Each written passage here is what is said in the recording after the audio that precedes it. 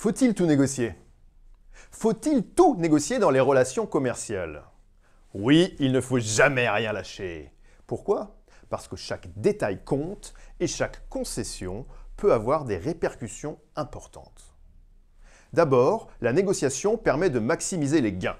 En ne cédant rien, on peut obtenir des conditions plus avantageuses, que ce soit en termes de prix, de délai de paiement ou de services supplémentaires. Par exemple, une entreprise qui négocie fermement ses contrats d'approvisionnement peut réduire ses coûts et ainsi augmenter ses marges bénéficiaires.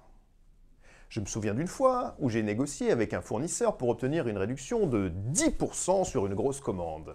Cela a pris du temps, mais au final, nous avons économisé une somme considérable. Ensuite, ne rien lâcher renforce la position de l'entreprise sur le marché.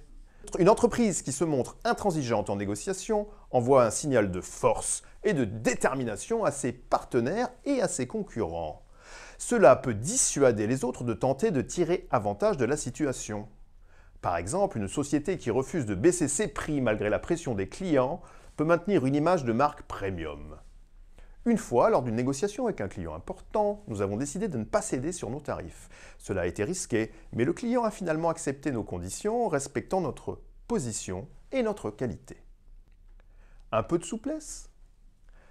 Mais attention, cette approche a ses limites et peut parfois être contre-productive. Il existe des stratégies alternatives moins consommatrices en temps et en énergie. L'une de ces stratégies est simplement le renoncement à un objectif immédiat au profit d'un autre objectif à plus fort enjeu. Par exemple, accepter une concession sur le prix d'un produit pour obtenir un contrat à long terme plus lucratif. Cette approche permet de construire des relations de confiance et de fidéliser les clients. Une fois, j'ai accepté de réduire légèrement nos marges sur un projet pour un nouveau client. Cela a payé à long terme, car ce client est devenu l'un de nos partenaires les plus fidèles. Une autre stratégie est l'imposition de sa volonté en s'appuyant sur un rapport de force favorable. Par exemple, une entreprise en position de monopole peut imposer ses conditions sans négociation.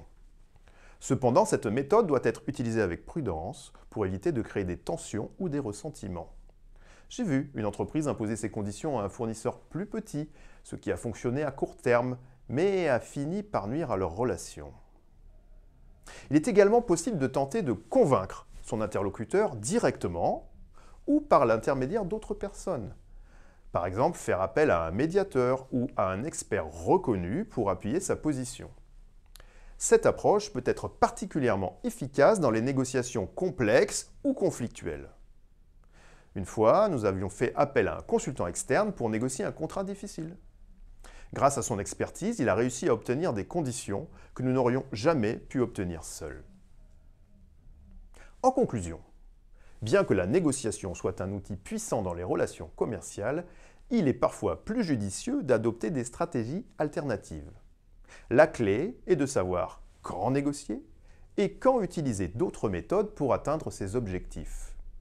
Et vous, quelle stratégie préférez-vous adopter dans vos relations commerciales ?